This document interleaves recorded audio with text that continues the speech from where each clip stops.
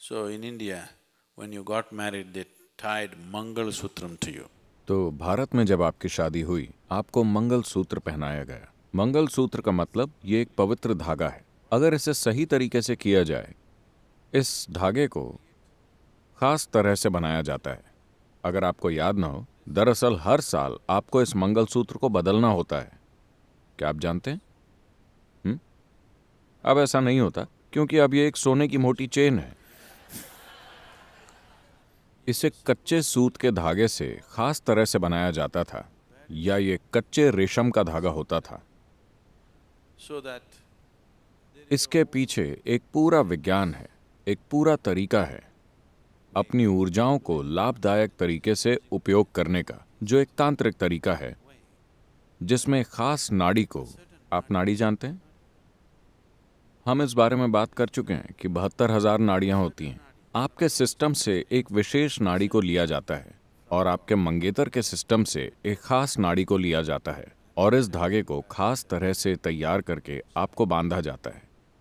now, तो जब आपका शारीरिक संपर्क होता है तो ये सिर्फ शरीर का मिलन ही नहीं, बल्कि दो लोगों की ऊर्जाएं भी ऐसी हो जाती हैं। अब आप इसे तोड़ नहीं सकते। अगर आप इसे तोड़ते हैं तो आपको दोनों लोगों को गंभीर नुकसान पहुंचाना होगा, उन्हें चीर कर अलग करना होगा। शादियां इसी तरह की जाती थीं। they got them married. बहुत छोटी उम्र में ही उनकी शादी कर दी जाती थी। 8, 9, 11 साल की उम्र में ही उनकी शादी हो जाती थी।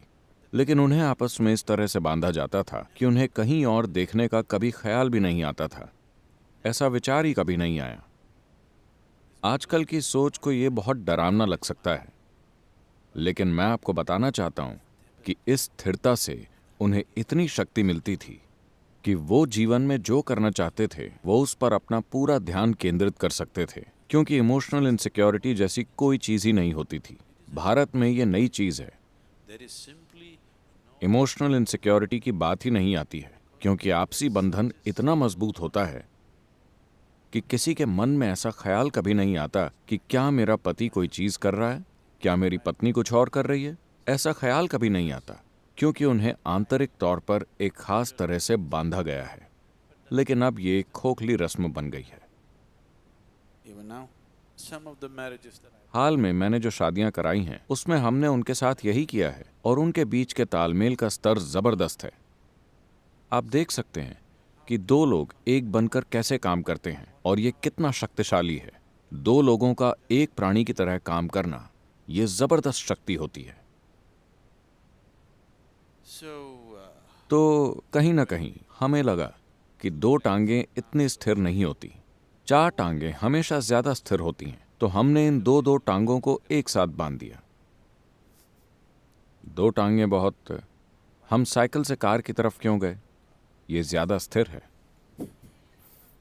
हालांकि ये ज्यादा जगह घेरती है, ज्यादा महंगी है, ज्यादा प्रदूषण करती है, फिर भी हम साइकिल की जगह कार चुनते हैं क्योंकि ये ज्यादा स्थिर है। आपको इसे हर समय बैलेंस नहीं करना पड़ता। शादी भी इसीलिए है, वरना आप हर समय संतुलन बनाते रहते हैं। हर समय आप कुछ खोजते रहते हैं। हर समय आप अपने आसपास के लोगों के साथ भावनात्मक रिश्तों को लेकर असुरक्षित महसूस करते हैं। यह आपको उन चीजों पर ज्यादा ध्यान केंद्रित करने नहीं देता जो आप अपने जीवन में कर सकते हैं।